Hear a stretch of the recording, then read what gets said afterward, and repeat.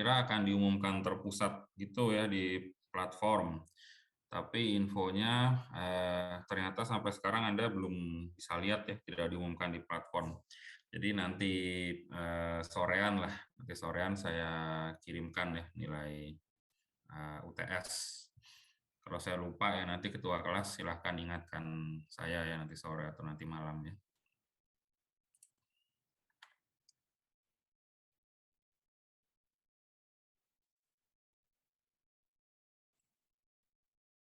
Baik, minggu ini kita sampai pada pembahasan mengenai temperatur, kalor, dan mulai pengenalan ya, mulai masuk ke termodinamika. Termodinamika atau thermodynamics. Jadi dari namanya sudah agak terbayang ya apa yang dibahas. Jadi yang dibahas kurang lebih itu dinamika kalor. Atau arti yang lebih umum, lebih luas gitu ya, studi mengenai energi termal dari suatu sistem ya, studi teoritis gitu dan penerapan energi termal dari suatu sistem. Jadi di sini kita nanti banyak membahas mengenai temperatur dan kalor, dimulai dengan definisi dasar dari apa itu temperatur dan apa itu kalor. Nah, ini pertama ya, temperatur itu apa sih sebenarnya? Ya, konsep temperatur seperti banyak hal di fisika ya. Yang pertama, temperatur itu sebuah manifestasi dari energi termal ya. Jadi kalau suatu objek punya energi termal, kita bisa assign suatu temperatur tertentu untuk objek tersebut. Nah, si temperatur ini dia berkaitan dengan gerakan di level atomik atau molekular ya. Jadi kalau objek itu kan dibentuk dari susunan atom atau molekul ya. Kalau objeknya punya energi termal, maka atom atau molekul tersebut mereka bervibrasi atau bergerak ya. Temperatur ini jadi secara teori dia tidak punya batas atas ya. Kalau energi termalnya semakin tinggi, ya gerakannya pun semakin besar ya, gerakan atomik atau gerakan molekulernya semakin besar. Jadi bisa berapapun, tidak punya batas atas ya, temperatur ini bisa sangat tinggi ya. Nah, bagaimana dengan batas bawah? Batas bawahnya ada. Karena tadi kita sudah jelaskan kan, bahwa temperatur itu dia berkaitan dengan gerakan atom atau molekuler, maka kalau seluruh atom atau molekulnya berhenti bergerak atau berhenti vibrasinya, maka ya nggak ada temperatur ya. Ini yang dikenal sebagai absolute zero. Jadi seluruh atom atau seluruh molekulnya diam saja di tempat yang tidak punya energi termal, nol mutlak gitu ya. Temperatur ini punya satuan dalam SI-nya Kelvin ya. Tapi di kita yang lebih sering dipakai Celsius ya. Anda punya termometer di rumah atau di HP Anda bahkan ya. Itu kan biasanya kita pakainya Celsius ya di Indonesia. Tapi satuan SI-nya sebenarnya Kelvin. Kalau di dunia saintifik yang sering digunakannya Kelvin ya.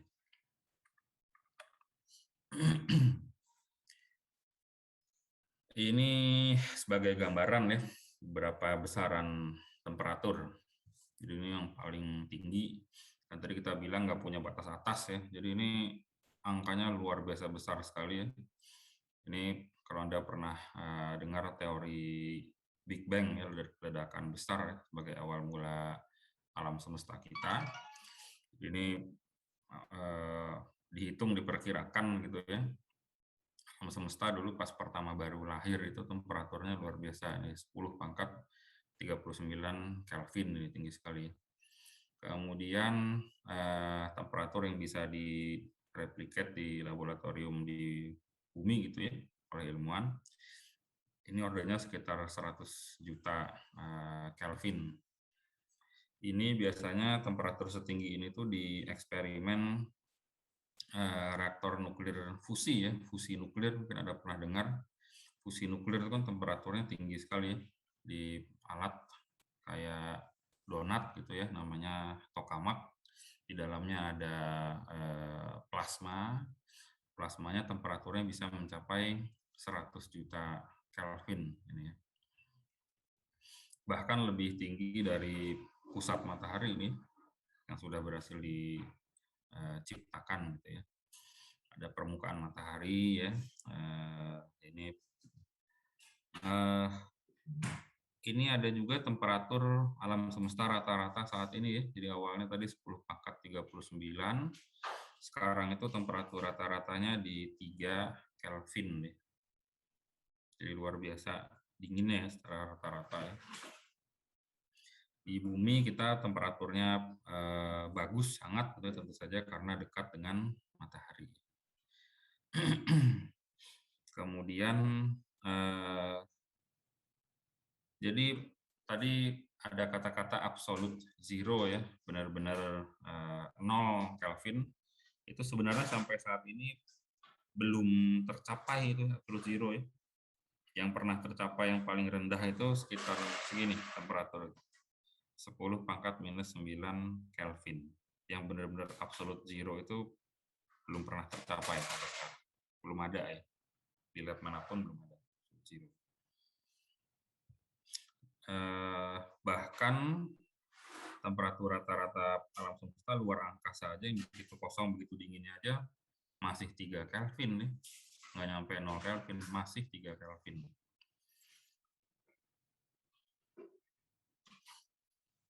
Oke, pertama kita kenalan dengan salah satu konsep yang paling dasar ya di termodinamika ya. Jadi ini ceritanya saking mendasarnya sekali, saking orang udah otomatis paham gitu. Ini dulunya sempat lupa ya. Jadi orang memformulasikan, mengembangkan dulu teori hukum termo 1 dan hukum termo 2 dulu. Kemudian barulah memformalkan hal yang lebih mendasar ini ya, karena terlambat, jadilah namanya agak aneh nih, jadi hukum ke-0.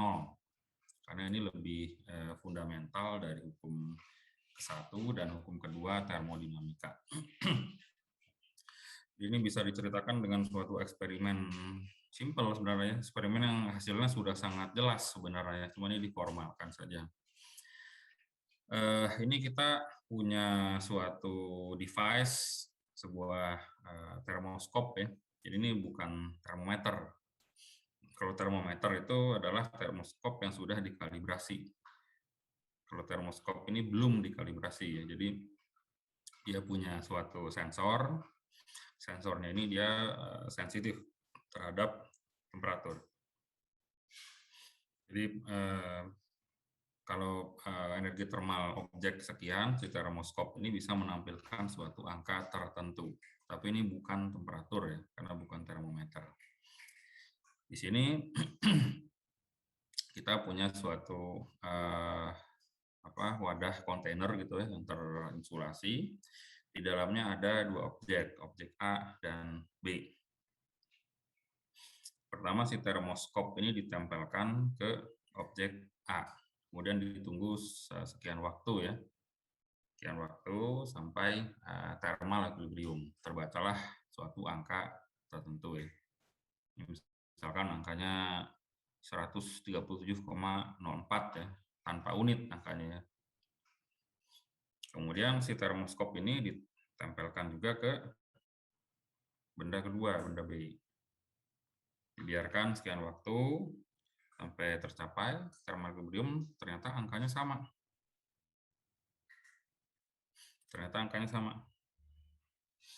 Nah, pertanyaannya, karena angka yang ditunjukkan oleh si termoskop ini sama, apakah kalau si benda A dan benda B ini disentuhkan ya, dibuat saling berkontak gitu, apakah keduanya akan langsung mencapai thermal equilibrium?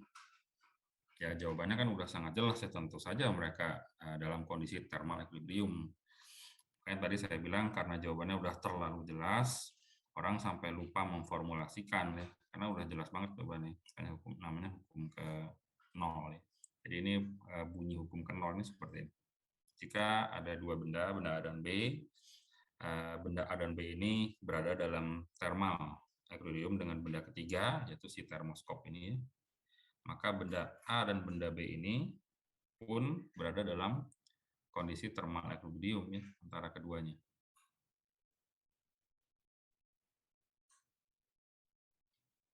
Atau yang lebih jelas, lebih simpel, mungkin ini yang bawah saya tulisnya. Kalau dua benda berada dalam kondisi kesetimbangan termal ya, kesetimbangan termal, maka temperaturnya pasti sama ya. Atau bisa kita balik juga statementnya. Kalau dua benda memiliki temperatur yang sama, maka kedua benda tersebut pastilah berada dalam thermal equilibrium ya. Jadi itu ya formalisme hukum ke-0 termodinamika. Jadi kita sudah tadi mendefinisikan konsep temperatur. Sekarang bagaimana cara kita mengukur temperatur ini, variabel temperatur ini? Pilihannya banyak, tekniknya banyak sebenarnya. Di sini ditunjukkan salah satu teknik yang standar, yang paling mendasar ya, untuk melakukan pengukuran temperatur. Jadi di sini kita gunakan yang namanya triple point of water ya. Jadi ini zat yang kita gunakan H2O, tapi H2O-nya ada dalam 3 fase H2O-nya. Ada fase cair, ada fase padat, es, dan fase gas. Di situ ada uap air. 3 fase dari H2O ini dia bisa namanya coexist ya. Dia bisa coexist seperti ini pada satu set nilai temperatur dan tekanan.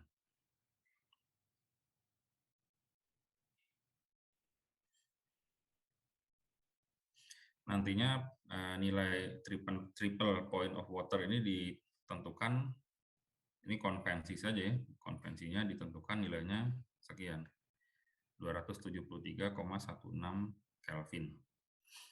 Dimana tadi 0 Kelvin itu kan absolute zero, itu definisinya seluruh atom, seluruh molekul tidak ada yang bergerak ya, diam semua 0 Kelvin. Sedangkan triple point didefinisikannya segini angkanya, 273,16. Nah, angka ini kita jadikan standar. Jadi standarnya ini, standar temperatur. Sekarang bagaimana kalau kita perlu mengukur temperatur dari zat lain ya, menggunakan standar ini. Nah, ini kita ketemu lagi device manometer. Kemarin kita bahas di bab fluida ya. Barometer itu kan yang tabung dibalik ya. Manometer ini dia kita kemarin menggunakan untuk mengukur tekanan di volume tertutup ya, manometer tuh ya. Nah, sekarang kita gunakan manometernya. Jadi tadi device untuk triple point of water-nya ini ya, kita hubungkan ke tabung manometer ini ya, di sini ya.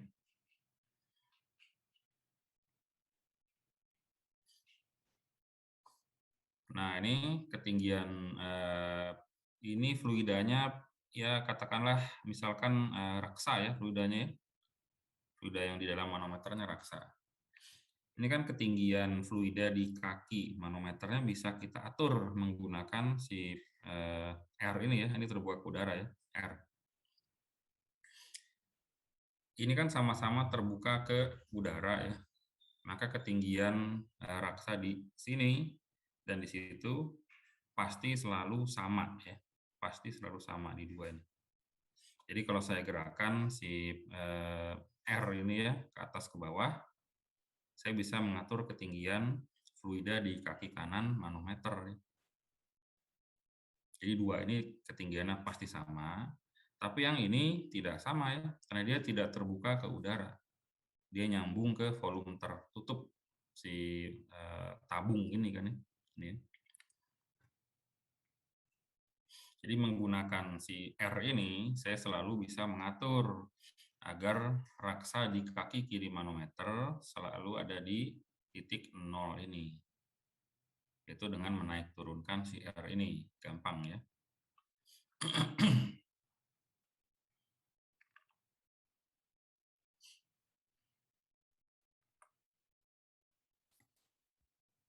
Nah sekarang tadi jangan lupa kita gunakan sebagai standar kan temperatur triple point dari air ya. Angkanya adalah sekian yang kita gunakan sebagai standar. Sekarang katakanlah kita ingin mengukur temperatur lainnya. Ini fluidanya bisa yang biru ini bisa fluida apa saja, temperaturnya bisa berapapun ya. Kita ingin mengukur ini sekarang. Misalkan ini minyak gitu ya, atau alkohol atau apapun lah, temperaturnya sekian. Berapakah temperatur fluida ini yang ingin kita ukur itu ya.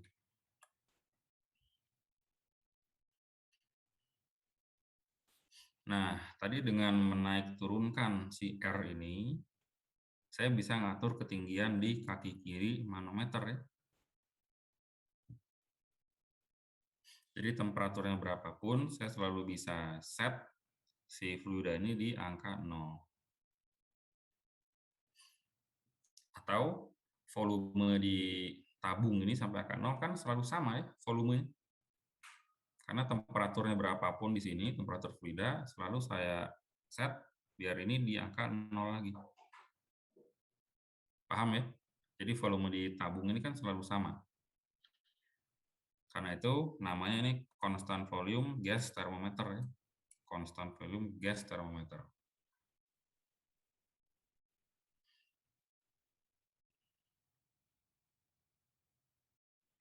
Nah, sekarang bagaimana hubungan antara temperatur dan tekanan di situ ya?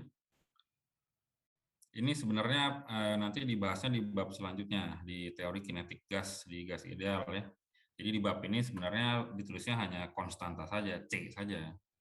Bahwa temperatur dibagi pressure itu konstan, ditulisnya hanya demikian. Tapi biar jelas ini saya tulis aja di sini deh, biar jelas ya. Anda juga sudah ketemu nih persamaan ini di SMA, saya kira gas ideal. PV sama dengan nRT. P per T sama dengan NR per V ya. N jumlah mol gas ya selalu sama, ini kan nggak ada bocor ya. Dalam situ kan nggak ada bocor, molnya selalu sama. R konstanta gas, hanya angka saja. Volume ini tadi yang kita buat konstan ya dengan menaik turunkan si tabung ini ya. Volumenya saya buat konstan juga nih. Mau temperaturnya berapapun saya buat konstan. Jadi yang sisi ruas kanan ini juga kan jadi konstan deh. P per T sama dengan konstan. Konstanta inilah yang di bab ini hanya tulis C saja. Tapi Anda paham bahwa C itu sebenarnya adalah V per NR ya, konstantanya itu ya. Paham ya idenya ya? Tadi kita mulai dari triple point temperatur dari air, triple point. Di mana fase padat, cair, dan gas dari H2O bisa berada pada kondisi yang sama. Triple point itu ya. Kita set nilai triple point-nya 273,16. Kemudian sekarang kita ganti fluidanya. Yang asalnya H2O, kita ganti dengan minyak misalkan. Nah, sekarang saya ingin tahu berapakah temperatur minyak itu.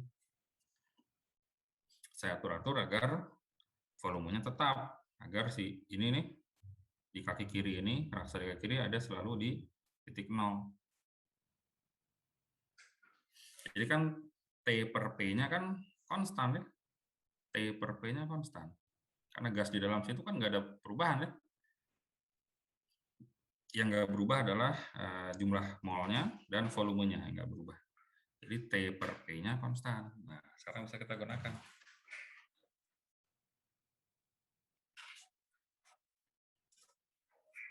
Tekanannya dengan mudah bisa kita dapatkan ya dari pembahasan fluida kemarin. Tekanan gas di dalam volume tertutup ini. Yaitu P sama P0 min rho GH nih ya. Nanti tergantung yang di fluida di ruas kanan ini dia lebih tinggi atau lebih rendah dari yang ruas kiri ya, tergantung. Jadi tekanan di sini bisa lebih besar, bisa lebih kecil dari tekanan atmosferik, yang nggak masalah.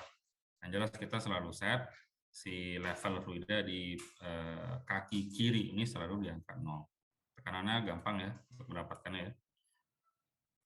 Nah, sekarang kita bisa dapatkan temperatur si minyak ini menggunakan konsep bahwa T per P-nya selalu konstan.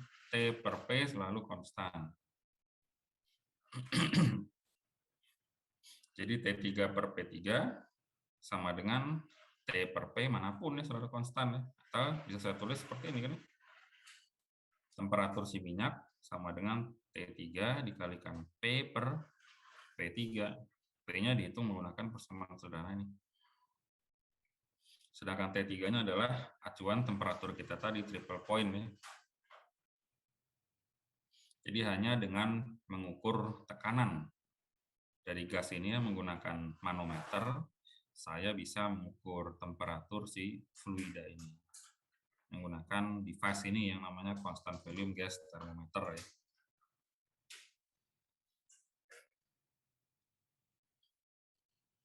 Jelas ya konsepnya ya. Ini salah satu metode standar untuk mengukur temperatur suatu zat.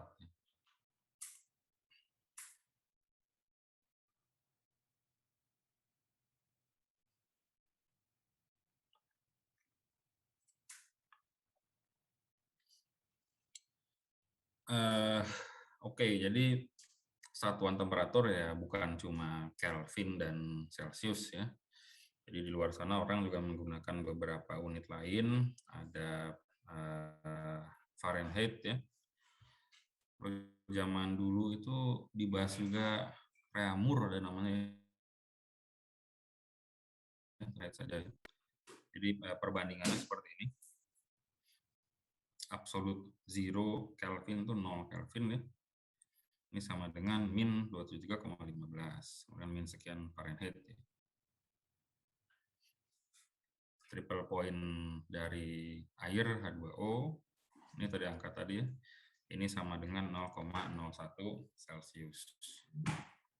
Sama dengan 32,02 Fahrenheit ya. Ini juga bisa kita konversi menggunakan persamaan sederhana ini.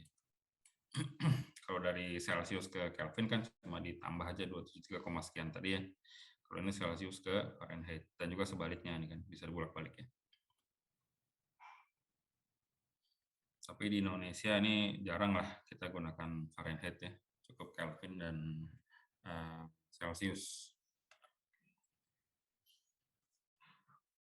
Nah, berikutnya ada ini juga fenomena sehari-hari ya. Anda mungkin pernah juga nih mengalami Anda misalkan menaruh ini tuh selai ya, selai di botol kaca Anda taruh di kulkas. Pas Anda mau buka itu keras sekali tuh ya, susah sekali, sangat keras. Gimana cara membukanya? Salah satunya yaitu dengan cara Anda menyiramkan air hangat ya, atau air panas ya ke tutup tempat wadah selai ini. Wadah selainya terbuat dari kaca, sedangkan tutupnya dari logam. Kenapa cara ini bisa berhasil? Karena fenomena ini, ekspansi thermal ya. Jadi semua material itu mengalami thermal expansion, tapi besarnya yang berbeda-beda. Untuk kasus kaca dan logam ini, thermal expansion si logam ini lebih besar dari kaca. Jadi kalau Anda siram dengan air hangat atau air panas, sebenarnya keduanya berekspansi sebenarnya. Tapi si logam ekspansinya lebih besar dari si kaca. Karena itu langsung terasa longgar ya, dengan mudahnya bisa Anda tutup lagi ya. Demikian juga kalau Anda taruh di kulkas ini, Anda taruh di kulkas, fenomena thermal expansion-nya bekerja ya. Cuma sekarang bukan makin besar karena temperaturnya turun di kulkas ya. Jadi semakin apa kata-katanya ya, menciut atau apa mengkerut ya. Jadi kaca dan logam ini sama-sama mengkerut, tapi si logam dia mengkerutnya lebih besar daripada kaca. Jadi kalau ditaruh di kulkas, si tutup ini mencengkram dengan lebih kuat lagi nih, karena dia mengkerut banget nih tutupnya. Karena itu pas Anda mau coba buka, susah ya. Jadi fenomenanya ini, ekspansi thermal. Sekarang bagaimana, oke ini salah satu contoh ya, masih contoh. Jadi thermal expansion ini bisa sangat penting ya di pekerjaan desain, konstruksi, engineering bisa sangat penting. Jadi kalau si engineer-nya sampai lupa memperhitungkan, wah bisa musibah ya. Contohnya seperti ini ya. Jadi kalau Anda pernah memperhatikan mungkin ya di stasiun gitu ya, rel kereta api itu kan nggak rapat banget ya. Jadi selalu ada celah ya nih rel gitu ya. Ke rel selanjutnya itu kan tidak rapat sekali, selalu diberi celah. Karena itu juga kalau Anda naik kereta kan nggak terasa mulus ya perjalanan ya. Anda merasakan jedek, jedek, jedek, jedek gitu. Itu kan ketika melewati ini ya. Tapi ini luar biasa penting nih. Karena Anda tahu si rel kereta ini terbuat dari logam, ya thermal expansion-nya relatif besar ya dibanding material lain logam ya. Jadi memang harus disediakan ruang ini agar ketika terjadi ekspansi thermal masih aman. Ini salah satu contoh yang ini entah tukang masangnya lupa memberikan celah ini atau perhitungannya salah bagaimana ya. Setelah mengalami ekspansi thermal jadi hancur begini relnya. Ekspansi thermal ini juga efeknya lebih besar lagi di negara-negara subtropis ya, di mana perbedaan temperaturnya bisa sangat besar ya. Katakanlah misal di Eropa Utara gitu ya, atau di Eropa Barat gitu. Musim dingin temperaturnya bisa -15, musim panas kalau lagi peak banget bisa sampai lebih dari 30 gitu ya. Perbedaan temperaturnya besar sekali. Perbedaan temperaturnya bisa 45 Celcius. Itu kan sangat berbeda dengan kondisi di kita di Indonesia ya. Mau musim apapun ya kisaran temperaturnya 25 sampai 30 lah. Delta T-nya cuma 5 derajat ya. Kalau di subtropis bisa sampai 45. Jadi ini tentu saja harus diperhitungkan dengan baik ya, agar nggak terjadi seperti ini. Engineering failures.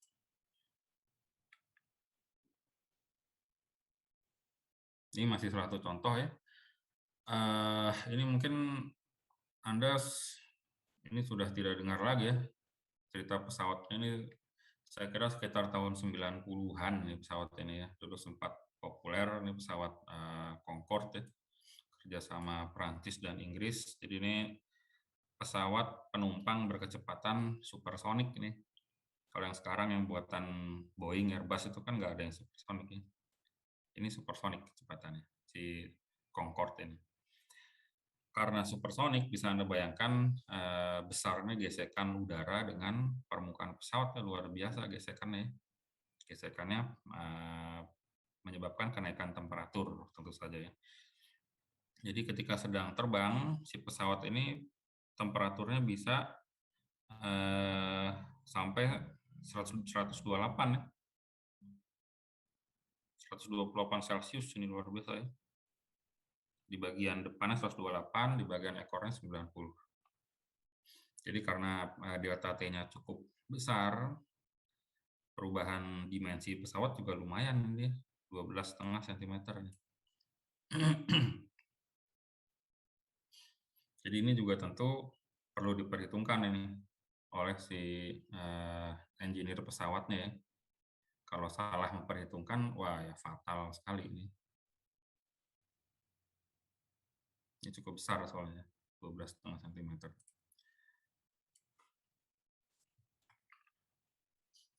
Nah, sekarang bagaimana pemodelan dari thermal expansion tersebut? Kalau secara mikroskopiknya ya cukup rumit juga ya, pergerakan atom molekul karena perubahan energi termal itu cukup rumit juga. Tapi ini ada pemodelan yang pemodelan makroskopik ini yang cukup simpel. Jadi ini persamaan empiris dapat dari eksperimen ya. Ternyata ini eksperimennya cukup sederhana nih.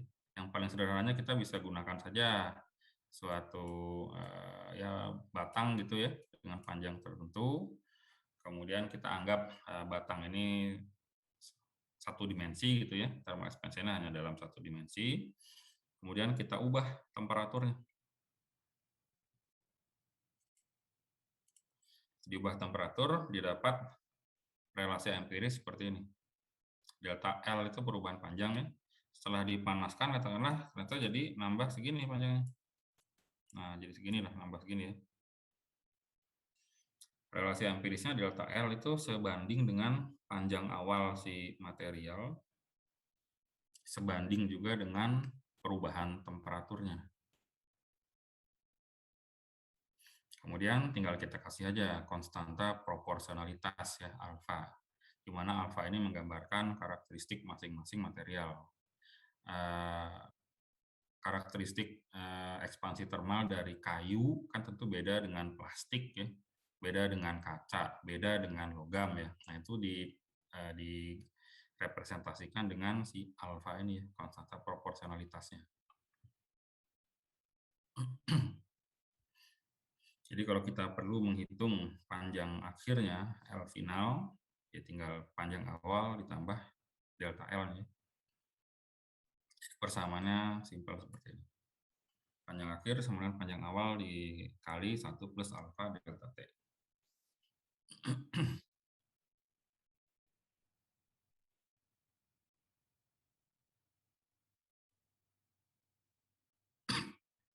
Kemudian di tabel bawah ini ditunjukkan contoh-contoh dari koefisien ekspansi termal dari berbagai material.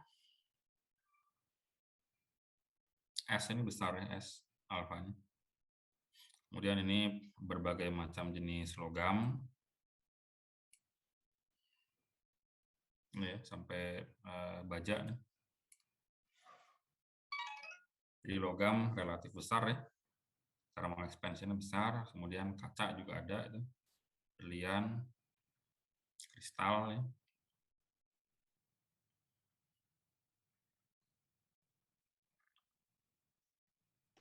Pak, izin bertanya Ya. Pak. Silakan. Di buku, iya Pak, di buku Holiday Pak, itu kan untuk alfa itu kan konstanta Pak. Di sini dibilang satuannya itu per derajat atau per Kelvin Pak. Ya. Itu tadi terus di salin dia yang Bapak tampilkan, itu kan suhunya tadi per derajat Celcius ya Pak. Itu nanti Ya. perlu diubah ke Kelvin atau nggak usah Pak? Nah, nggak perlu, karena satu satuan Celcius itu sama dengan satu satuan Kelvin kebetulan ya. Jadi tidak perlu, sama saja. Oke, terima kasih Pak. Oke. Celcius sama Kelvin tuh dia sama ya, satu satuannya.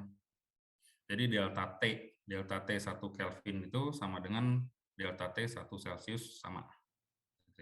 Jadi nggak masalah, ini bisa dipakai kalau satuannya per Kelvin juga.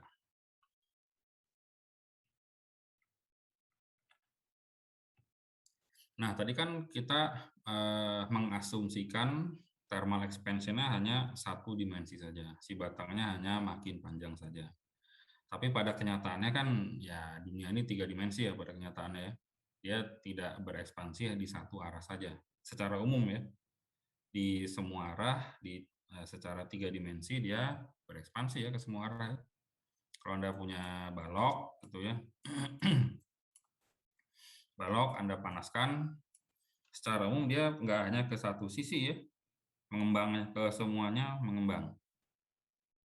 Nah, bagaimana pemodelannya? Ini pun sebenarnya tergantung properti materialnya juga ya, rumit juga sebenarnya. Tapi lagi-lagi kita sederhanakan, yaitu kita asumsikan bahwa walaupun dia berekspansinya 3 dimensi, tapi ekspansinya bersifat isotropik. Isotropik itu artinya ke semua arah sama. Jadi kalau saya panaskan, misalkan ke arah X, dia bertambah panjangnya 1 mili, maka ke arah Y dan Z pun 1 mili. Apakah semua benda berperilaku seperti itu? Enggak sebenarnya. Ada yang ekspansi ke suatu arahnya lebih dominan, ada sebenarnya. Tapi di sini kita sederhanakan saja. Kita anggap isotropik ya, kita anggap sedang berurusan dengan material isotropik. Jadi Anda lihat di sini sangat mirip persamaannya ya dengan yang satu dimensi, hanya ganti delta L jadi delta V, dan konstanta proporsionalitasnya, koefisien of thermal expansion jadi beta ya. Ini di beberapa buku ada yang, ini kan volume ya, di beberapa buku ada yang membedakan kalau ekspansinya luasan, berupa luasan. Kalau luasan dikasih simbolnya beta, sedangkan untuk volume gamma ya, beberapa buku ada. Tapi Anda paham lah artinya ya. Ini adalah coefficient of thermal expansion. Gitu ya. Nah ini tadi yang saya bilang, kalau pakai asumsi materialnya bersifat thermally isotropik ya, ke semua arah sama, maka jadi simpel, jadi mudah. Yaitu betanya sama dengan 3 alfa saja. Gitu ya.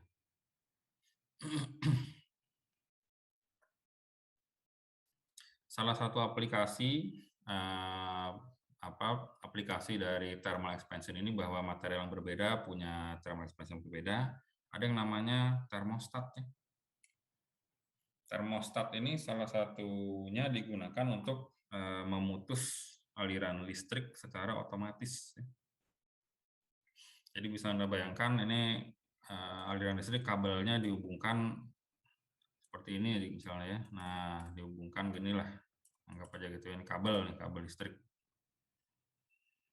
Semakin besar arus yang Anda alirkan, temperatur si termostat ini naik ya. Temperatur termostatnya naik, kemudian dia mengalami thermal expansion. Tapi karena ini terdiri dari dua material ya, ini namanya komposit ya. Komposit terdiri dari dua material, mereka memiliki koefisien thermal expansion yang berbeda. Jadinya bengkok seperti ini yang melengkung ya. Jadi pada suatu nilai arus listrik sekian, karena fenomena ini dia listriknya putus otomatis, kan jadi nggak nyentuh lagi ya. Listriknya otomatis putus. Gitu. Jadi ini salah satu pengaman di sistem kelistrikan. Gitu ya. Atau bisa juga sebaliknya ya. Ini untuk mengaktifasi alarm termal gitu ya. Jadi bisa Anda bayangkan ini seperti saklar gitu ya. Saya bersihkan dulu. Ini mirip saklar, di temperatur standarnya dia posisinya begini ya. Di sini ada sambungan gitu ya. Jadi ini kabelnya ke situ, nyambung ke situ. Jadi misalkan kalau ada kebakaran gitu ya, ada kebakaran, dia temperaturnya akan naik, si termostat ini akan melengkung gini dan akan nyentuh situ ya. Akan nyentuh situ, aliran listrik ngalir akan men-trigger sesuatu. Misalkan alarm nyala gitu ya, atau sistem pemadamnya, semprotan airnya nyala gitu dan lain sebagainya. Jadi prinsipnya cukup simpel ini ya, menggunakan perbedaan thermal expansion dari dua material yang berbeda. Biasanya kita gunakan logam ya. Di contoh ini baja dan brass ini suatu logam yang warnanya kayak kekuning-kuningan gitu ya, brass itu ya, kayak kuningan.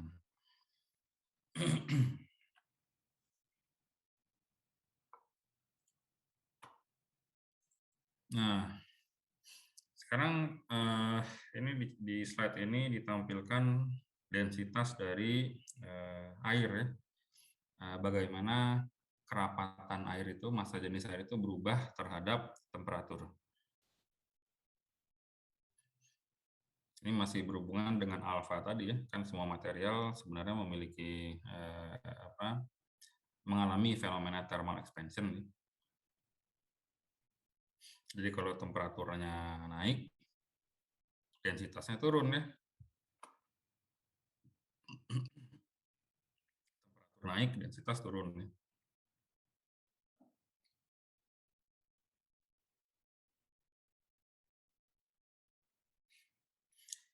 Nah, sekarang Anda bayangkan apa yang terjadi di negara-negara subtropis ya, ketika memasuki musim dingin, winter.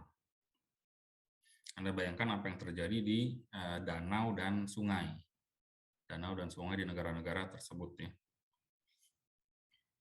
Jadi pas menjelang winter, kan temperatur yang turun duluan itu kan temperatur udara ya.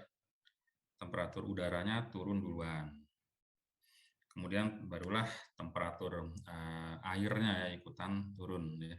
Temperatur sungai dan danau lah kita lihat ya, danau ya.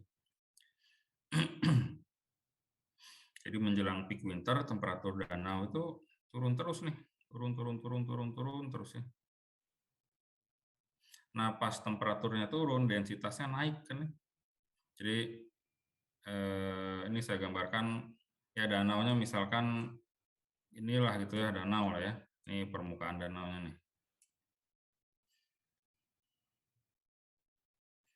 Kan udara dinginnya datang dari atas ini ya, dari udara ya, yang dingin duluan ya. Kemudian mendinginkan si air danau. Pertama yang jadi dingin yang bagian atas ini ya, yang bagian atas jadi dingin. Pas dia semakin mendingin, densitasnya naik. Jadi dia turun ke bawah ya, turun ke bawah. Karena densitas naik, turun ke bawah. Dan proses pendinginan ini kan tidak terjadi dengan tiba-tiba ya, dia pelan-pelan. Jadi karena pelan-pelan, bisa Anda bayangkan temperatur si danau ini bisa kita anggap sama ya di semua bagian danau. Karena begitu yang bagian atas sudah mulai mendingin, lebih dingin dari yang bawah, dia densitasnya semakin besar, maka dia jadi turun ke bawah gitu ya. Yang atas naik ya. Kemudian yang atas jadi dingin juga, densitasnya naik, turun juga ya. Jadi uniform temperaturnya ya, temperaturnya sama nih semua bagian danau nih. Kemudian akhirnya tercapailah temperatur 0. Temperatur 0 dia mulai membeku ya. Mulai membeku. Jadi karena prosesnya lambat, proses ke peak winternya kan nggak langsung ya, lambat, maka berarti proses pembekuan si danau ini terjadinya ini simultan ya, untuk semua bagian danau itu simultan. Jadi bareng-bareng nih semua bagian danau ini menjadi beku. Sehingga pada akhirnya ya semua bagian danau ini jadi beku semua ya, seluruhnya beku. Jadi es semua seluruhnya secara simultan. Nah, terus apa yang terjadi dengan kehidupan di danau ini ya? Kan di situ ada ikan, ada belut, ada ular, kodok segala macam ya di danau ini. Oke, kodok bisa kabur ke atas lah ya, ikan lah, kita fokus ke ikan. Apa yang terjadi dengan ikan di danau sini? Sedangkan seluruh air di danau ini beku ya, air tawar ya. Seluruhnya beku 100%. Peak winter itu mungkin bisa berlangsung selama 6 sampai 8 minggu lah ya, peak winter. Ini beku selama at least 4 minggu bekunya ya. Ya mati semua ya ikannya. Mati seluruhnya, kehidupan di danau ini tamat, selesai mati. Tiap winter mati seluruhnya.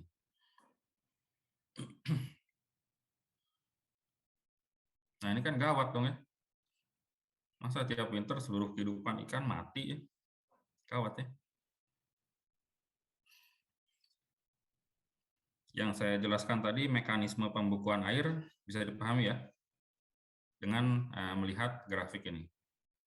Semakin turun temperatur, densitasnya semakin besar. Yang atas makin dingin, dia turun ke bawah ya. Akhirnya seluruhnya membeku. Akhirnya semua ikan di danau ini mati ya. Nah, untuk mencegah terjadinya hal ini, terpaksa properti airnya harus diset secara khusus ya.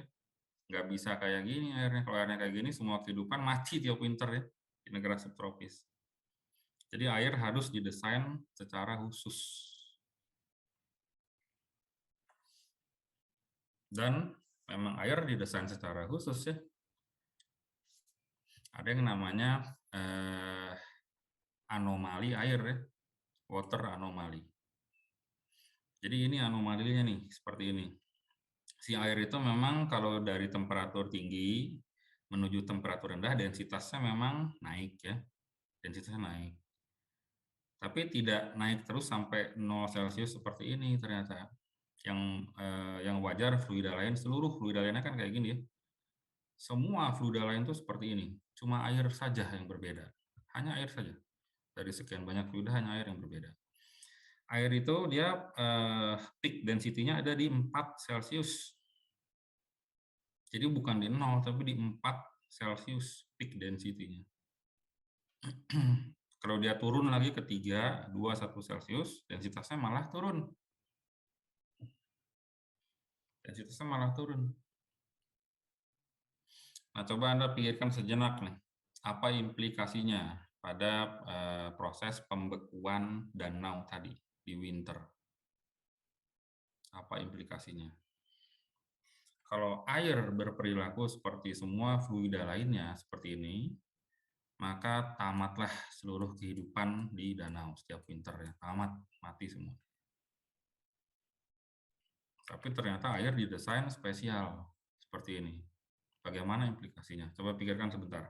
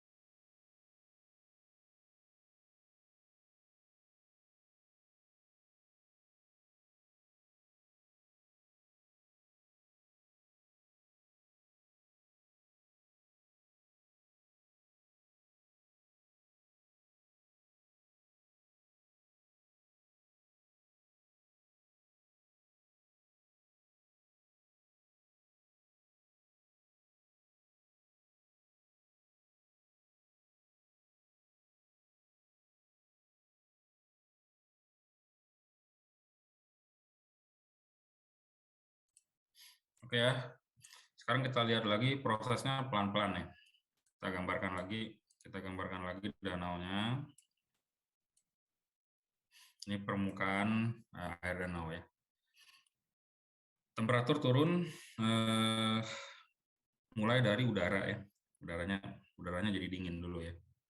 Nah, sekarang yang bagian atas tadi juga ikutan turun temperatur ya. Katakanlah asalnya 15 Celcius nih. Temperaturnya asalnya 15 pas summer ya. Turun sampai dengan 4 Celcius dia masih konsisten ya, yaitu densitasnya makin naik seiring dengan turunnya temperatur ya. Jadi di sini yang sudah semakin dingin tadi turun ke bawah ya. Nah, pas sudah mencapai 4 Celcius, kemudian dia turun lagi menuju 3 Celcius. Nah, berubah di sini nih. Anda lihat ya. Dari 4 ke 3 itu densitasnya malah turun densitasnya. Jadi pas dia ada di 3 Celcius, 3 derajat Celcius, densitasnya lebih rendah dari 4 Celcius. Jadi yang bawah sini sudah 4 Celcius semua ya katakanlah ya. Yang atas ini sudah mendingin ke 3 Celcius. Densitasnya lebih rendah, lebih ringan. Jadi dia stay di atas itu ya, nggak turun lagi sekarang. Stay di atas itu. Turun lagi ke 2, ke 1, dia tetap lebih densitasnya lebih kecil dari densitas 4 Celcius yang di bawah sini. Stay di situ ya. Jadi apa yang terjadi? Yang atas ini dia membeku duluan. Jadi tidak lagi simultan seperti skenario yang sebelumnya. Membekunya simultan seluruh danau membeku enggak. Sekarang yang atas beku duluan nih. Terbentuk lapisan es di atas duluan. Dan dia tidak tenggelam ke bawah ya. Karena temperatur di 1, 2, 3 Celcius lebih rendah dari temperatur di 4 Celcius. Terbentuk. nanti di slide berikutnya nanti ada ada pembahasan mengenai kalor yang diperlukan ya, pertukaran kalor yang diperlukan untuk berubah fasa. Nah, ini perlu melepas kalor yang besar ini nih. Jadi nanti lama-lama memang si lapisan es ini makin tebal. Tapi pada prosesnya ini perlu dilepaskan kalor yang besar di proses pembekuan dari air ke es ya. Nah, ini pada akhirnya setelah peak winter pun ini tidak seluruh volume air di danau ini jadi beku, enggak. Yang bawah sini ini tetap cair nih, bawah sini. Fasenya tetap cair dengan temperaturnya ya sekitar antara 1 sampai 4 Celcius lah ya. Tetap cair. Jadi dengan demikian kehidupan danau, ikan-ikan tetap bisa berlangsung ya, tetap bisa hidup di sini. Nggak mati semua. Gitu ya.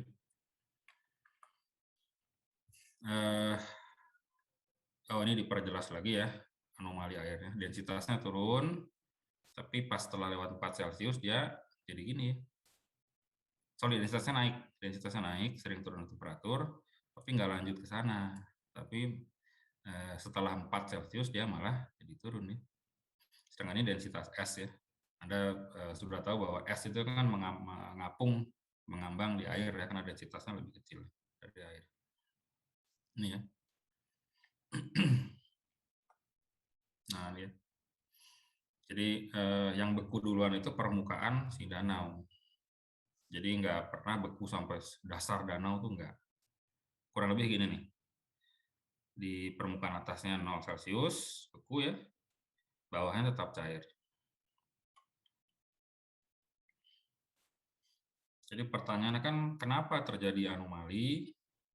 Ini sudah ada beberapa teori gitu ya yang berusaha menjelaskan kenapa dari sekian banyak fluida itu cuma air saja, cuma air aja yang perilakunya seperti ini, cuma air, nggak ada yang lain.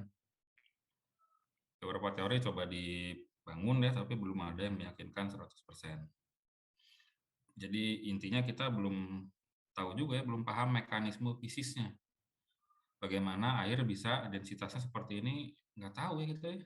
Makanya dinamanya anomali. Jadi proses fisisnya kita belum paham sampai sekarang, tapi pengaruhnya luar biasa ya. Tanpa anomali air seperti ini, kehidupan danau akan mati total ketika winter. Tapi karena air didesain secara khusus seperti ini, selamat ya kehidupan danau. Luar biasa nih anomali air ini. Jadi yang tadi itu bukan satu-satunya anomali dari air ya, ternyata banyak. Anomali air itu banyak. Ini ada yang meringkas 41 anomali air. Banyak, menarik ya, airnya sangat menarik sekali. Zat yang sangat menarik air ini. Oke.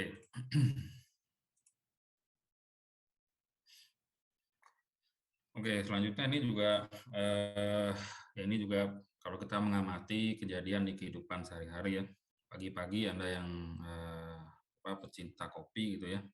Atau malam-malam Anda bikin kopi panas. Kemudian ditaruh di meja ya. Nggak Anda minum dulu. Ini kalau Anda diamkan terus, kan temperaturnya nggak akan tetap segitu ya. Misalkan 95 Celcius, nggak akan tetap ya. Anda diamkan, setelah sekian waktu, ternyata temperaturnya jadi sama ya. Atau antara sistem dan lingkungan akhirnya selalu mencapai kesetimbangan termal, selalu. Nah, sekarang kita fenomena tersebut coba kita formalkan ya. Kita yaitu ingin tahu bagaimanakah relasi antara temperatur dan kalor.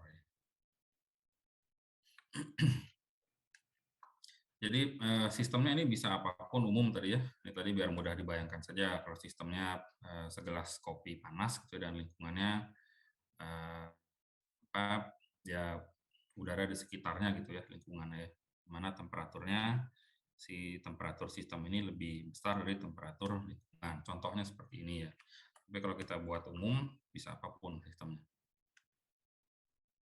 Jadi di sini contohnya ada suatu sistem berada di suatu lingkungan tertentu ya, di mana TS ini lebih besar dari TE. Jadi ini mirip dengan yang kasus kopi tadi ya, kopi panas. Apa yang terjadi? Pada akhirnya thermal equilibrium akan tercapai. Bagaimana prosesnya? Ini prosesnya.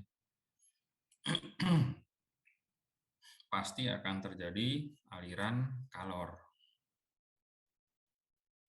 Akan terjadi aliran kalor dari temperatur tinggi ke temperatur rendah. Yaitu sistemnya ini jadi kehilangan energi ya, Q-nya lebih kecil dari 0 atau Q-nya negatif. Kemudian kasus kedua, ini kalau temperatur sistem sama dengan temperatur lingkungan. Nah, ini sudah thermal equilibrium ya. Dari awal sudah thermal equilibrium, maka tidak terjadi aliran kalor, nggak ada Q di sini, ya 0. Kasus ketiga, ini Anda keluarkan botol Coca-Cola dingin Anda ya, kemudian Anda taruh di meja. Temperatur sistem lebih rendah dari temperatur lingkungan ya. Yang terjadi adalah kalor mengalir ke sistem, dari lingkungan ke sistem, atau Q-nya positif ya. Jadi itulah definisi dari kalor. Apa itu kalor? Ini dia. Kalor adalah transfer energi atau energi yang ditransfer antara sistem dan lingkungan karena adanya perbedaan temperatur. Jadi kalau nggak ada beda temperatur, ya nggak ada kalor. Ya. Jadi kalor itu ada hanya jika ada perbedaan temperatur. Gitu ya.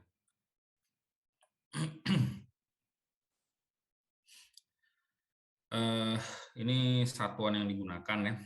Satuan yang biasa kita gunakan. Yang pertama itu ada kalori atau kal ya. Jadi definisinya berapa energi yang diperlukan untuk menaikkan temperatur air sebesar 1 Celcius atau 1 Kelvin nih. Airnya sebanyak masanya 1 gram gitu ya. Saya punya air 1 gram, saya ingin naikkan temperaturnya 1 Celcius. Berapakah energi yang diperlukan 1 kalori gitu ya.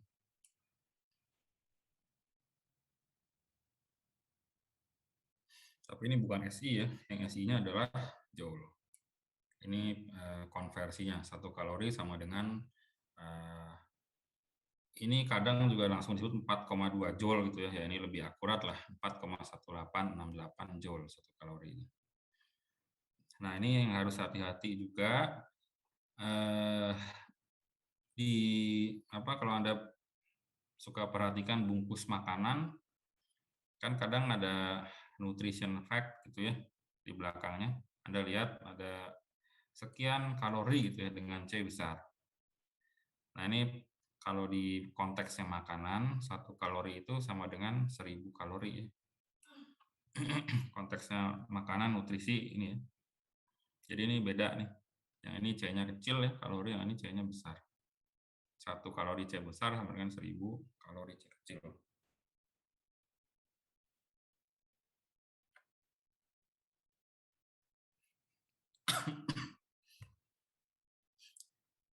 Nah, ini sekarang dibuat formulasinya atau persamaannya, relasi antara aliran energi ya, kalor, energi yang ditransfer dengan perubahan temperatur, bagaimanakah formulasinya.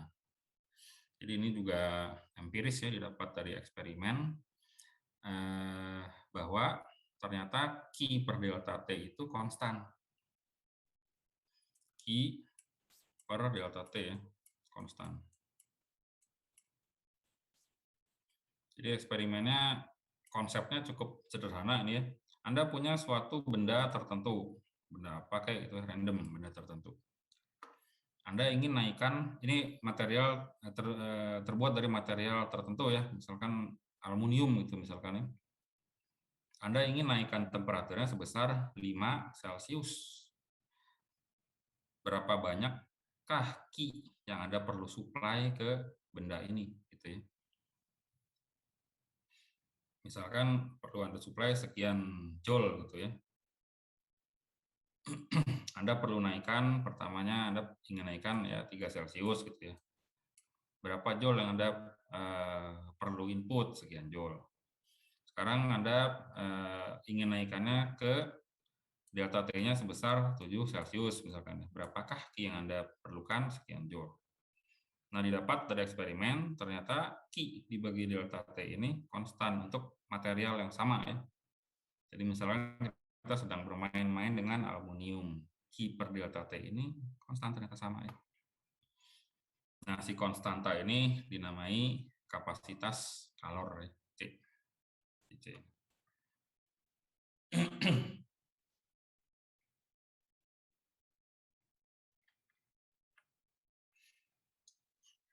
Nah, tadi C besar tadi kapasitas kalor. Sekarang Anda bayangkan aluminiumnya satu segede gini ya. Katakanlah 1 kilogram, yang satu besar nih, 3 kilogram. Saya sama-sama ingin menaikkan temperatur aluminium ini sama-sama 3 Celcius nih. Sama-sama yang saya naikkan 3 Celcius. Apakah kalor yang saya perlukan sama untuk kedua benda berbeda ukuran ini? Ya jelas jawabannya beda ya. Karena materialnya sama, delta T-nya sama, jumlah Q yang perlu saya supply beda ya. Jadi ini masih bergantung ukuran nih. Sekarang kita bisa buat si persamaan tadi menjadi intrinsik ya. C-nya jadi intrinsik. Yaitu di sini kita pakainya namanya specific heat ya, atau kalor jenis ya, bahasa Indonesianya kalor jenis C kecil. Kalor jenis ini tadi berapa kalor yang diperlukan dibagi massa si objek. Okay.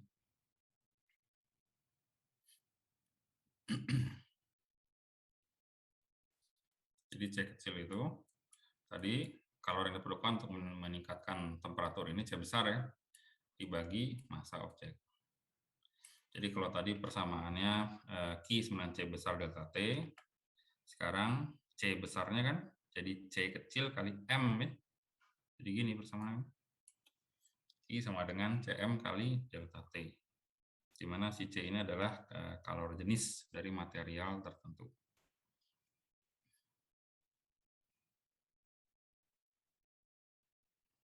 Ini kita menggunakan persamaan ini akan mudah digunakan kalau berurusan dengan zat padat ya, atau zat cair juga masih bisa lah. Bagaimana kalau kita berurusannya dengan gas gitu ya? Biasanya digunakannya bukan massa ya, yaitu mol.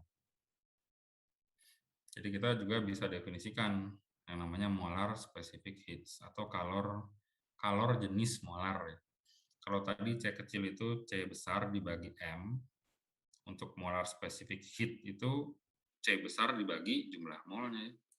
C, C molar sama dengan C besar dibagi jumlah mol. Simbolnya N ya mol ya. Jumlah mol.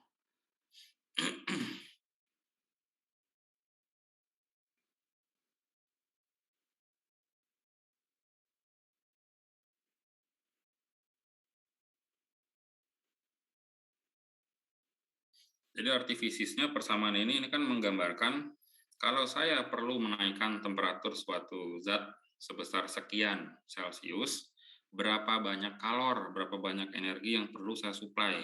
Kan itu artinya. Nah, di sini ditampilkan di tabel ini untuk berbagai macam material ya. Misal kita fokus ke yang spesifik heat yang ini aja ya. Nah, yang kolom ini. Satuannya Joule per kilogram Kelvin. Ini kan saya perlu menaikkan temperatur sebesar 1 Kelvin untuk 1 kilogram material. Berapa banyak energi yang saya perlukan? Kalau untuk material lead ini saya perlu 128 Joule. Untuk silver saya perlu 236. Atau kita balik tadi ya definisinya.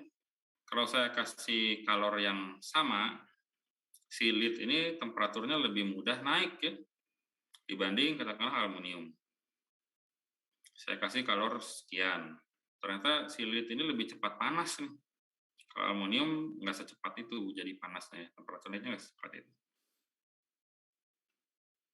Di sini Anda lihat paling bawah, air itu lagi-lagi spesial, istimewa ya. Specific heat-nya luar biasa besar nih airnya. Karena itu air ini kan sering digunakan sebagai material standar untuk sistem pendingin ya. Karena dia bisa menyerap kalor yang besar dengan kenaikan temperaturnya ya minim lah dibanding zat-zat cair yang lain ya. Apakah ada fluida dengan specific heat lebih besar dari air? Ada. Cuma kenapa air digunakan? Ya tentu saja karena ini paling ekonomis ya, ada di mana-mana ya. Kalau fluida yang khususnya kan ya jauh lebih tidak ekonomis dibanding air ya. Kalau mau digunakan untuk sistem pendingin, apalagi sistem pendingin yang besar ya.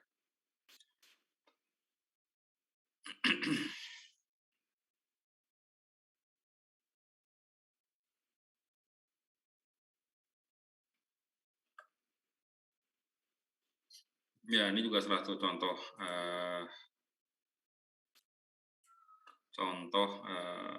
pemilihan material yang tepat gitu ya untuk keperluan khusus. Gitu. Ini contohnya kalau Anda ingin membuat masjid gitu ya di daerah padang pasir yang mataharinya terus-terusan bersinar gitu ya. Kan tentu Anda ingin bikin si lantainya ini tidak cepat panas ya. Jadi nyaman gitu diinjak ya. Caranya ya harus dipilih berarti material yang memiliki specific heat yang tinggi ya. Jadi untuk menaikkan temperaturnya sebesar 1 Celcius, dia perlu menyerap panas yang besar gitu ya. Contohnya specific heat dari marmer ada banyak juga jenisnya ya. Saya ambil aja rata-ratanya gitu, nilainya sekitar 880 Joule per kilogram Kelvin. Jadi digunakan material ini dengan harapan si lantai ini tidak cepat panas ya, walaupun terus-terusan menerima suplai energi dari luar gitu ya.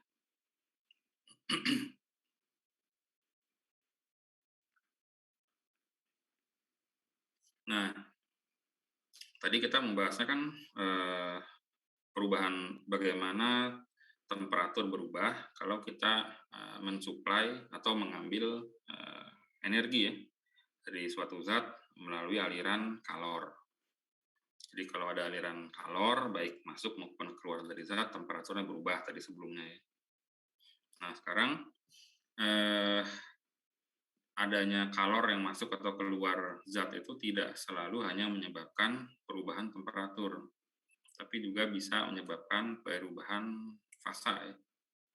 Secara umum kan ada 3 fasa zat ya, padat, cair, dan gas.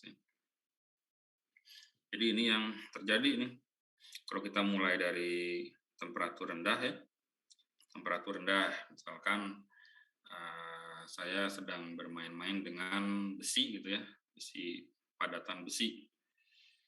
Saya suplai kalor ke besi tersebut, temperaturnya naik ya, naik temperatur, sampai pada suatu titik tertentu, terus saya suplai kalor, temperaturnya nggak lagi naik, tapi dia mulai berubah fasa, melting ya, berubah fasa. Terus sampai seluruhnya 100% material tersebut menjadi cair 100%. Saya suplai terus nih energinya, saya suplai terus temperatur liquidnya. Ini sekarang sudah besi cair sekarang, besi cair temperatur naik terus. Sampai pada suatu titik tertentu, temperaturnya tetap nggak berubah, fasenya berubah. Si besi cair ini mulai menguap, ya. Jadi uap besi. Ini uap besi sampai seluruhnya menguap, berubah jadi gas seluruhnya ya. Saya supply terus dengan heat, naik terus ya. Temperatur gas uap besi ini naik terus gitu ya. Jadi prosesnya ini perubahan fasa. Atau tadi sebaliknya ya. Sebaliknya diambil energinya, dia bisa kondensasi dan ini freezing atau pembekuan. Bagaimana pemodelannya dalam persamaan? Ini persamaan umumnya. Kan tadi prosesnya bisa bolak-balik ini, bisa kalau ke arah solid ke liquid, melting, liquid ke solid, freezing gitu ya. Persamaannya untuk dua proses ini sama dia. Q sama dengan L kali M. M ini massa si benda, L ini dikenal sebagai heat of transformation ya. Ini dalam bahasa Indonesia itu mungkin kalor lebur mungkin ya disebutnya, transformation itu ya. Jadi kalau si benda yang kita tinjau dia sedang berubah dari cair menuju gas, maka L-nya kita namai heat of vaporization ya.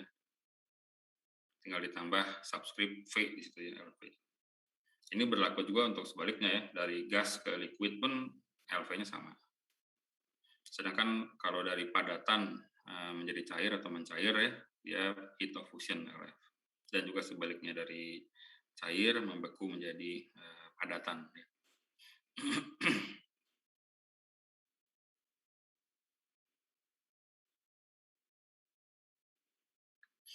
Kemudian di tabel ini tunjukkan contoh-contoh untuk berbagai material ini. Mulai dari gas, ini ada gas hidrogen, oksigen. Ini satuannya Kelvin ya. Jadi minus sekian ratus Celcius ini. Ada air di situ ya.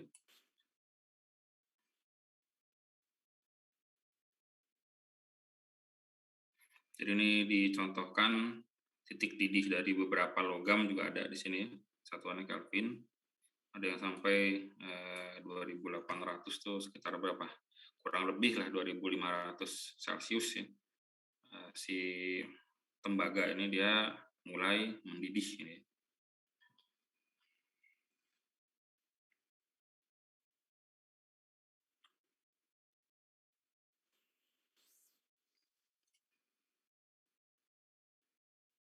Oke, sekarang kita mau masuk nih ke pembahasan formalisme termodinamikanya ini ya.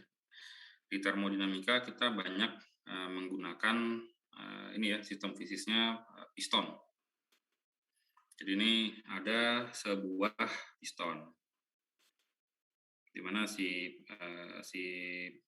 silinder ini, apa kita nyebutnya ya, tutup piston apa muka piston ini bisa bergerak naik turun ya, bergerak naik turun. Kemudian bagian sisinya ini terbuat dari material dengan thermal insulation ya, jadi nggak bisa kalor, energi nggak bisa keluar masuk melalui pinggir ini, nggak bisa. Kemudian bagian bawah ini kita hubungkan dengan suatu reservoir thermal. Reservoir itu kan temperaturnya bisa kita keep konstan ya. Kita bisa atur, ini digambarkan ada suatu tombol ya, yang bisa kita set temperatur sekian dan konstan gitu ya. Jadi model piston seperti ini kita gunakan di analisa termodinamika. Di sini digambarkan juga di atas pistonnya dikasih beban ini, beban kelereng yang jumlahnya bisa ditambah atau dikurangi. Pertama kita lihat dulu persamaan untuk usaha ya di sistem ini. Di bab sebelumnya kita sudah berkali-kali ketemu ya dengan persamaan usaha, yaitu dW sama dengan F dot ds. Di mana F itu P kali A, kemarin dari bab fluida ya, P kali A. Ini kita anggap ini cost-nya kita anggap 0 ya. Cost-nya 0, jadi hanya PADS saja langsung gitu ya. Ini vektornya kan vektor A dengan DS ya, permukaan dengan DS kita anggap ya vektornya sejajar saja ya. Jadi persamaannya jadi seperti ini sekarang, dW-nya PA ds. Kalau Anda lihat ADS itu apa? A itu luas penampang lintang si piston ini ya. Penampang luas piston PR kuadrat, di mana si piston ini bisa naik turun. Nah, jarak naik turun itulah ds. Jadi A dikali ds itu kan perubahan volume ya, perubahan volume ini, volume si gas ini ya. Jadi ADS ini adalah dV.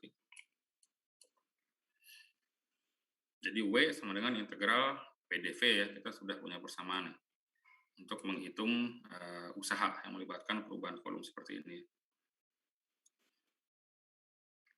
Nah, sekarang kita lihat beberapa proses yang mungkin terjadi menggunakan piston seperti ini. Yang pertama ini I itu kondisi awalnya di situ ya, kondisi akhirnya di situ. Jadi Anda lihat di sini volumenya bertambah, tekanannya berkurang ya. Jadi ini Anda bayangkan kan di atas ini kan ada beban kelereng ya. Beban kelereng, sekarang kelerengnya Anda ambil satu-satu nih. Anda ambil satu-satu, apa yang terjadi? Si pistonnya kan akan terangkat ke atas ya. Piston terangkat ke atas atau volumenya naik ya. Volume naik, tekanan turun. Jadi, kalau kita gambarkan di diagram PV kan seperti ini. Lalu berapakah usaha yang dilakukan? Ini persamaan usahanya, integral PdV. Ini diagram PV ya, integral PdV ya luasan di bawah kurva saja berarti. Luasannya ini yang kuning ini, dia bernilai positif. Jadi usahanya positif ini ya. Sekarang kita lakukan eksperimen lain lagi nih. Ini kalau Anda perhatikan kondisi awal dan akhirnya sama ya dengan yang sebelumnya. Awal, akhir sama. Cuma sekarang kita ubah jalurnya. Sekarang kita bagi jadi dua gini ya, dari I ke A ke F. Dari I ke A ini prosesnya tekanannya konstan, volumenya nambah ya. Tekanannya konstan, volumenya nambah.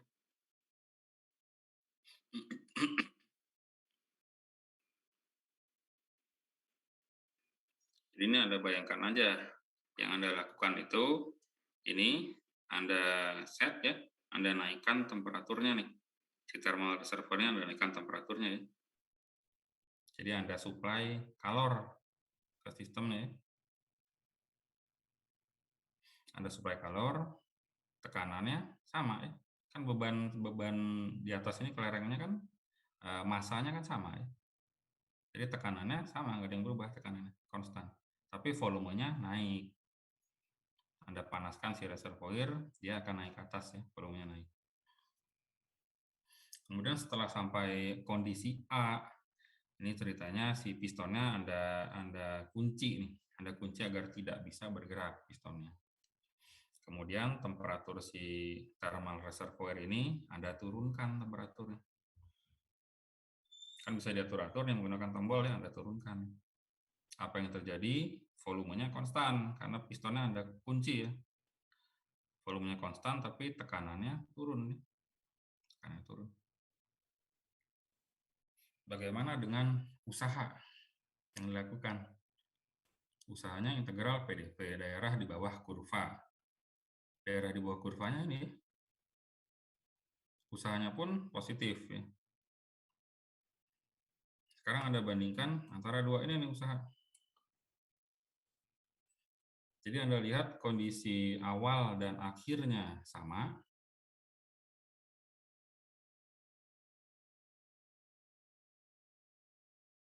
Lebih besar dari proses yang kita tinjau sebelumnya ya.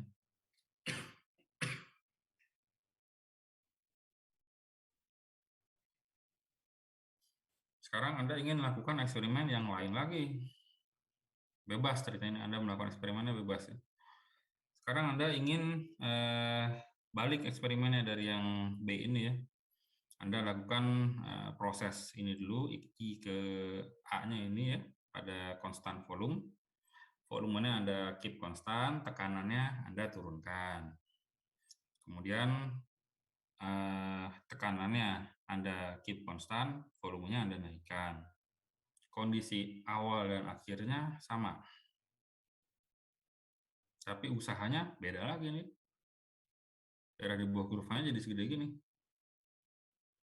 Jadi ini W-nya jadi yang paling kecil nih. Dari 3 eksperimen ini yang ini paling kecil ya. Nah, dari sini Anda sudah lihat polanya. Bahwa jalurnya atau lintasan atau path-nya bisa ke hati ya. Nih, di sini diperlihatkan. Sekarang ini bahkan Anda ke atas dulu nih. Dari I ke G dulu, ke H, baru ke F. Berapakah usahanya ini sebesar ini ya, daerah di bawah kurva sebesar ini, jadi besar sekali W-nya. Atau bisa juga Anda ikuti lintasan yang merah ini ya, Anda turun dulu sampai turun sekali, ke situ baru naik lagi. Usahanya jadi kecil sekali, gitu ya. Ada berapa banyak kemungkinan yang bisa dilakukan? Ya tak hingga ya, infinite. Banyak sekali, ini bebas sekali Anda mau bagaimana. Kalau yang penting hanya kondisi awal dan akhir. Ya. Kemudian di diagram PV selanjutnya, Anda lihat ini prosesnya dibalik ya, yang ini. Sekarang dari F menuju I. Jadi untuk melakukan proses ini, tentu usahanya negatif ya. Usahanya lebih kecil dari 0. Kalau itu positif, ini negatif ya. Sekarang kalau Anda gabungkan dua ini, maka Anda akan punya sebuah siklus termodinamika ya, siklus. Berapakah usaha yang dilakukan siklus ini? Kalau Anda lihat yang sini tadi W-nya positif, sedangkan yang ini negatif ya. Tinggal Anda ambil selisihnya saja. Positif dikurangi yang negatif ini, maka selisihnya adalah daerah yang diapit oleh dua panah hijau ini. W-nya positif ya, yang dilakukan oleh si siklus termodinamik ini ya. Nah, sekarang kalau kita lanjutkan analisanya. Tadi W sudah kita lihat, jelas dia bergantung pada lintasan ya, path dependent ya. Demikian juga dengan key ya. Kan tadi kita juga bisa bermain-main dengan key dengan mengatur tombol ini ya. Saya mau buat reservoirnya lebih panas, saya naikin gitu ya. Lebih dingin gitu ya, saya bisa bermain-main dengan constant volume, constant pressure gitu ya. Jadi si key dan W ini dia bergantung lintasan. Pada prosesnya, temperatur si gas di dalam piston juga bisa berubah ya. Di mana temperatur ini dia berkaitan dengan energi internal dari sistem. Ya. Nah, sekarang kita ingin tahu bagaimanakah relasi antara variabel-variabel ini. Energi internal, dia berkaitan dengan temperatur ya. Kemudian kalor, transfer of energy, dan usaha yang dilakukan oleh sistem kita ya. Usahanya itu tadi dalam rangka menggerakkan piston ini ya. Bisa menaik turunkan piston, itulah usaha yang dilakukan oleh sistem W-nya ya. Nah, kan relasinya bisa apapun ya, banyak sekali. Pokoknya kita punya 3 variabel, ada E internal, Q, W. Kita bisa coba relasinya E internal sama dengan Q per W, Q sama dengan E internal kali W ya, atau Q sama dengan W dikurangi E internal, dan lain sebagainya. Banyak sekali kemungkinannya, banyak sekali. Nah, setelah dicoba-coba, ternyata orang menemukan hal yang istimewa dari proses tersebut ya. Ternyata untuk proses manapun, tadi dengan memilih jalur atau lintasan atau path yang berbeda-beda, yang manapun juga, ternyata Q-W itu sama. Ini syaratnya jika kondisi awal dan akhirnya sama ya, inisial dan finalnya sama. Ternyata Q-W ini selalu sama. Nggak bergantung ya, nggak bergantung bagaimana lintasannya, nggak bergantung. Sedangkan untuk kombinasi lainnya, misalkan Q plus W, Q minus 2W, misalkan 2Q plus W, 2Q minus W ya, ternyata ini mereka semua bergantung pada lintasan. Nah, karena dia ini tidak bergantung lintasan, ini pasti sesuatu yang istimewa ya, sesuatu yang fundamental, sesuatu yang sangat mendasar. Jadi Q minus W ini sama dengan perubahan energi internal ya.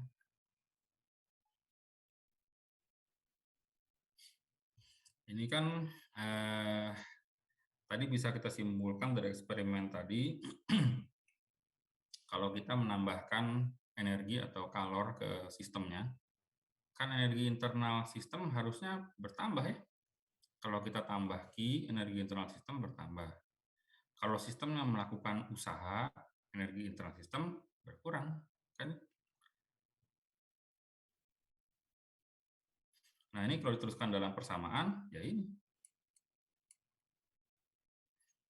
Perubahan energi internal sistem sama dengan kalor dikurangi usaha.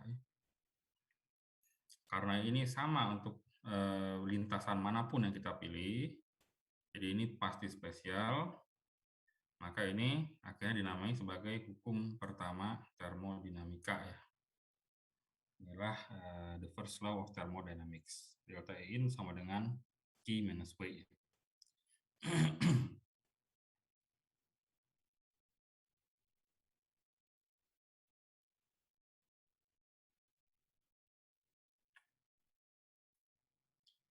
Ya, ini beberapa kasus atau proses yang proses khusus ya di dalam termodinamika nih. Ini ada 4. Yang pertama ada proses adiabatik. Jadi proses adiabatik ini proses-proses di mana tidak ada transfer of thermal energy atau Q-nya 0, nggak ada. Maka persamaannya hanya delta in sama dengan minus W ya, perubahan energi internal sama dengan minus dari usaha yang dilakukan oleh sistem. Yang kedua, proses constant volume. Kan tadi persamaan untuk usaha itu W sama dengan integral PdV ya. dW sama dengan PdV. Kalau untuk constant volume, delta V-nya 0. Delta V 0, maka W 0. Maka untuk constant volume proses, W-nya 0.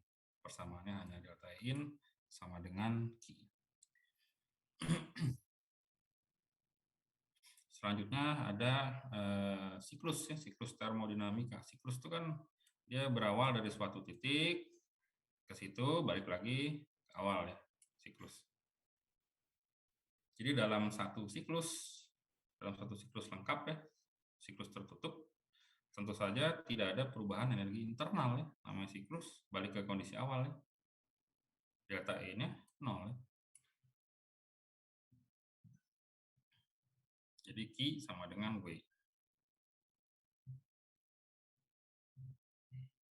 Kemudian yang keempat, ada proses free expansion, ekspansi bebas. Jadi kalau tadi adiabatik itu tidak ada transfer thermal energy, Q0, free expansion ini ditambah lagi bahwa tidak ada usaha yang terlibat, nggak ada W. Jadi Q0, W pun 0. Dengan demikian ya nggak ada perubahan energi internal, ya, data ini 0.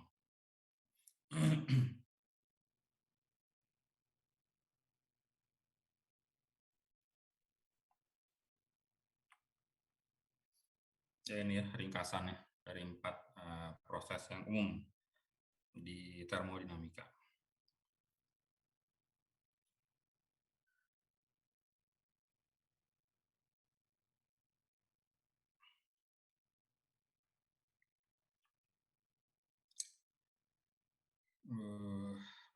Sampai sini ada pertanyaan dulu?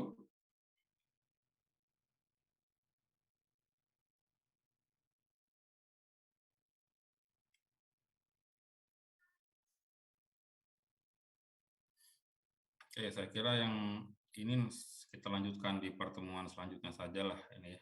Sampai sini dulu saja. Hukum 1 termodinamika.